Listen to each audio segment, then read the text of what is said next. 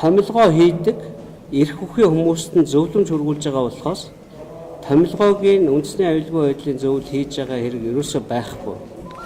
Одоо ингээд хуулиуд байна. Энэ прокурорын тухай хууль. Прокурорын тухай хуулийн нөгөө огцруулдаг, чөлөөлдөг 46-гийн 6 гэдэг заалтан дээр 3 заалттай байгаа. Одоо 4-ийн нэмээд үндэсний аюулгүй байдлын зөвлөлийн зөвлөмж гарсан гэдэг үг нэмчихэж байгаа. Тэгэхээр прокурор ажиллаа хийхгүй байна.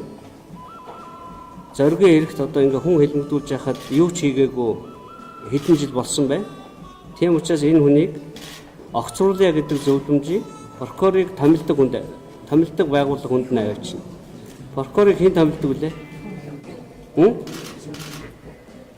Ерөнхийлөгч улсын хурлаа зөвшөлдсөн.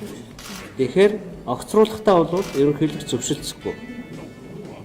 Ерөнхийлөгч тэрийг аваад аюулгүй зөвлөлийн зөвлөм зөв байна гэвэл прокурорыг огцруулна. Дангаар шийднэ. Дараагийн прокурорыг томилохдоо улсын их хурл руу анкетыг авч орно. За одоо нөгөө Цэрэн Содом гэдэг прокурор анкет орсон байгаа шүү дээ.